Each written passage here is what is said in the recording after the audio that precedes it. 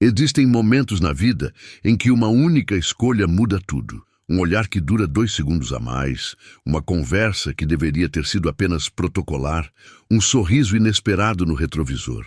Esta é a história de Cecília Mendonça, uma mulher que tinha tudo o que o dinheiro podia comprar, exceto a única coisa que realmente importava. Cecília acordava todos os dias às 6 da manhã em sua cobertura de 300 metros quadrados na Avenida Paulista.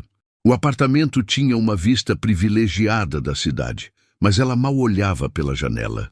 Havia reuniões para coordenar, relatórios para revisar, decisões que movimentavam milhões de reais e afetavam centenas de funcionários. Aos 38 anos, ela era CEO da empresa que seu pai havia fundado, uma gigante do setor farmacêutico. Sua rotina era cronometrada ao minuto.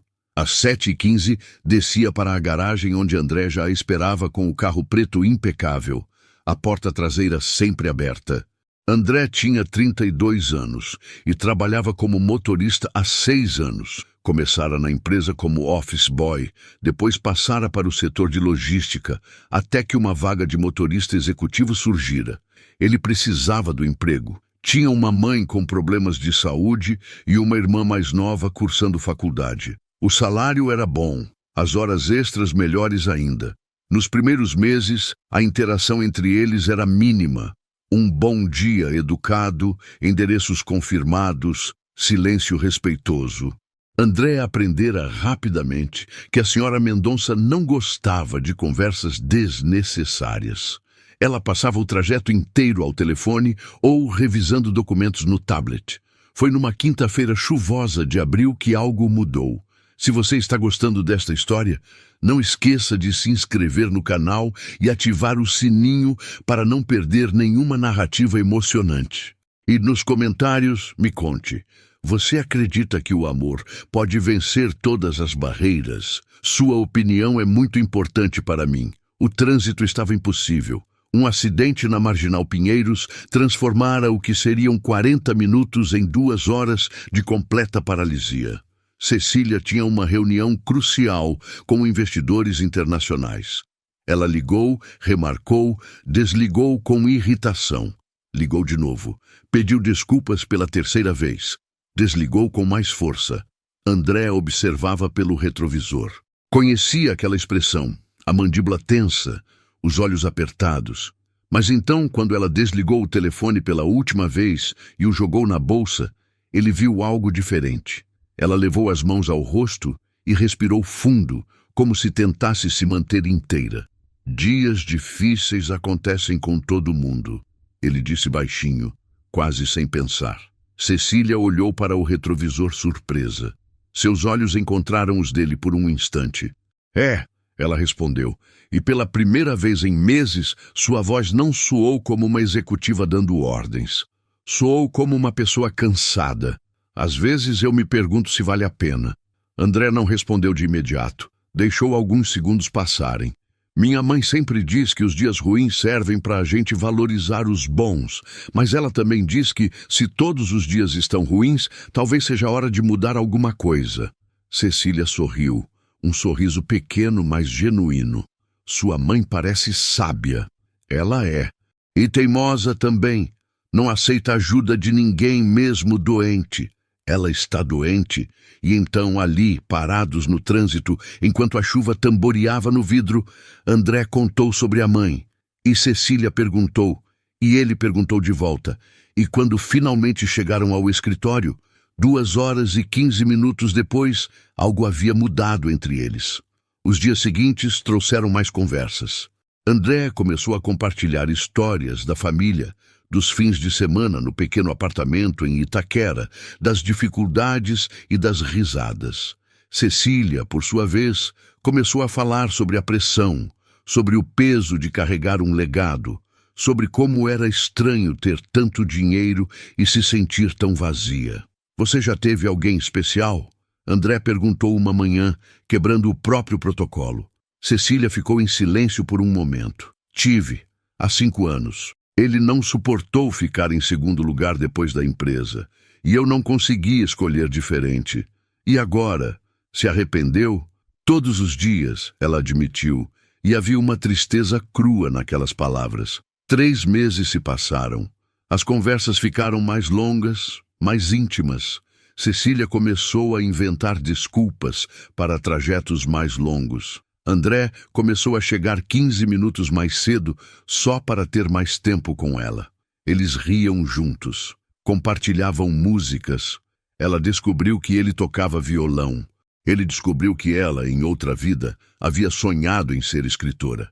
Foi numa sexta-feira à noite, após um evento corporativo que aconteceu. André parou o carro em frente ao prédio dela, mas Cecília não desceu imediatamente. Obrigada, ela disse, por estes meses, por me lembrar que eu ainda sou humana. Você sempre foi, senhora Mendonça. Cecília. Me chame de Cecília. Cecília, ele repetiu, e o nome soou diferente em sua voz. Eles se olharam. O mundo lá fora parecia ter pausado. E então ela fez algo que jamais imaginara fazer. Inclinou-se para a frente e o beijou. O beijo durou apenas alguns segundos, mas mudou tudo. Nas semanas seguintes, eles começaram um relacionamento secreto. Jantares discretos em restaurantes afastados. Fins de semana em hotéis onde ninguém os conhecia. Mensagens apagadas, cuidado constante. Cecília sentia-se viva pela primeira vez em anos. André sentia que finalmente tinha encontrado alguém que o enxergava além do uniforme. Mas segredos, por maiores que sejam os cuidados, acabam vazando. A notícia chegou a Cecília numa segunda-feira, através de seu advogado. Fotos haviam sido tiradas. Um tabloide estava prestes a publicar herdeira bilionária em romance com funcionário. O conselho diretor já estava em polvorosa. Seu pai, mesmo aposentado, ligou furioso. Você vai destruir tudo que construímos por causa de um capricho? Por causa de um motorista? Cecília marcou uma reunião com André naquela noite, num café vazio.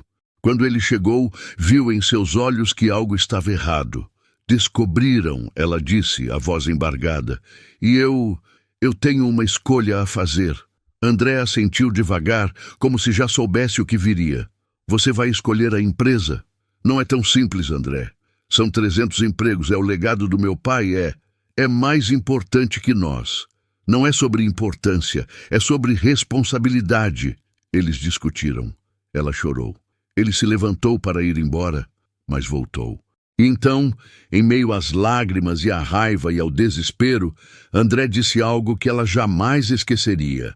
Eu te amo, Cecília, mas não posso ser a pessoa que você escolhe só quando dá certo.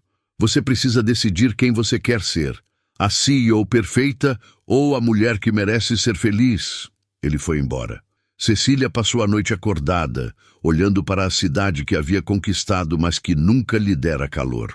Na manhã seguinte, convocou uma reunião extraordinária do conselho.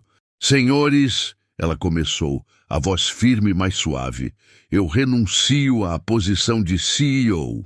O silêncio foi ensurdecedor. A empresa estará em boas mãos com o vice-presidente. Eu ficarei como acionista majoritária e conselheira, mas não vou mais dirigir as operações. Eu passei 10 anos da minha vida colocando esta empresa acima de tudo, inclusive de mim mesma, e eu não vou mais fazer isso. Quando saiu da reunião, pegou o celular e ligou para André. Ele não atendeu.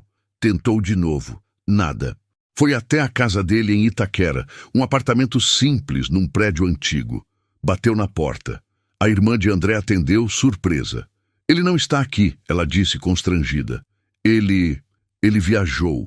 Disse que precisava de um tempo. O coração de Cecília afundou. 2 semanas se passaram. Cecília havia cumprido sua palavra, afastando-se da gestão diária. Começara a escrever de novo, algo que não fazia há 15 anos. Mas a ausência de André era um buraco constante no peito. Foi numa tarde de sábado que a campainha tocou. Ela abriu a porta e lá estava ele, com uma mala pequena e olhos cansados. Eu fui para o litoral, ele disse. Precisava pensar, e eu pensei muito. E eu percebi que eu também estava sendo covarde. Estava com medo. Medo de não ser bom o suficiente, medo de que você se arrependesse, medo de estragar sua vida. Cecília segurou o rosto dele entre as mãos. Você não está estragando nada. Você está me salvando. Eu vi as notícias. Vi que você saiu da empresa. Não saí completamente, mas não vou mais deixar que ela seja minha vida inteira. Eu quero uma vida, André.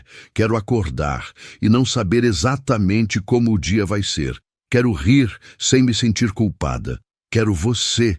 Ele a puxou para um abraço e ela se permitiu chorar ali no ombro dele, soltando anos de contenção.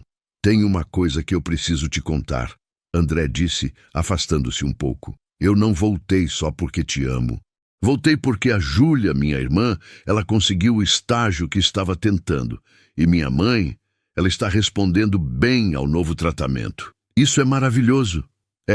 E eu percebi que essas coisas boas estavam acontecendo e eu não tinha com quem compartilhar. Porque a pessoa com quem eu queria compartilhar era você. Eles ficaram ali, na porta, abraçados, enquanto o sol se punha sobre São Paulo. A reviravolta que ninguém esperava veio 6 meses depois. Cecília estava em casa quando recebeu uma ligação urgente do novo CEO. Havia um problema grave, uma acusação de irregularidades na gestão anterior, algo que poderia derrubar a empresa. Precisavam dela, não como CEO, mas como a única pessoa que conhecia profundamente os bastidores de certas negociações antigas. Ela olhou para André, que preparava o café da manhã na cozinha. Eu preciso voltar, ela disse. Não para ficar, mas para resolver isso. Então vamos resolver. Ele respondeu simplesmente. Cecília voltou à empresa não como a executiva fria de antes, mas como alguém que havia aprendido a equilibrar. Ela trabalhou intensamente por 3 meses ao lado da equipe, esclareceu as questões, restaurou a credibilidade da empresa.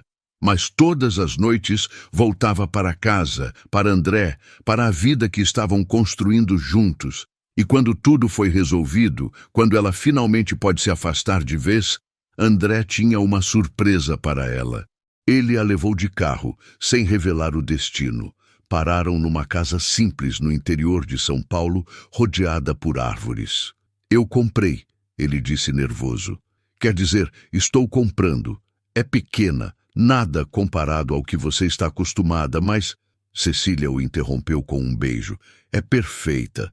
Eles se mudaram 3 meses depois. Cecília continuou escrevendo, publicou seu primeiro livro. André abriu uma pequena oficina mecânica no vilarejo.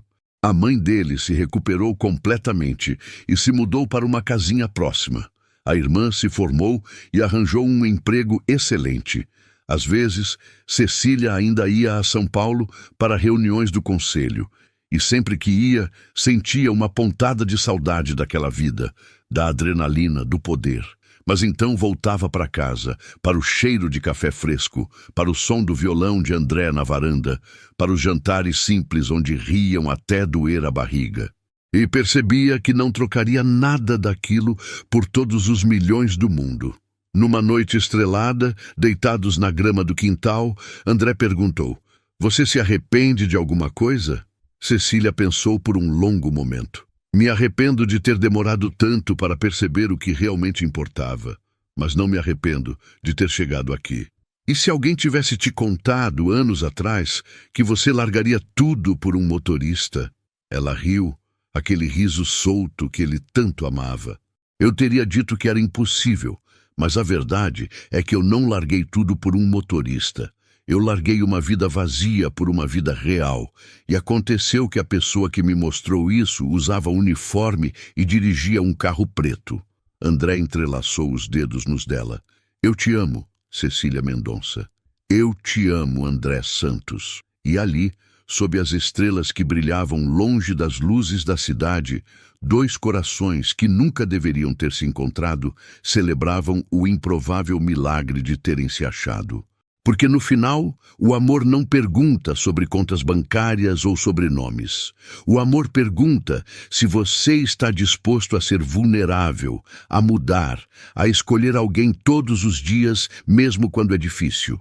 E eles haviam escolhido, todas as manhãs, todos os dias, para sempre.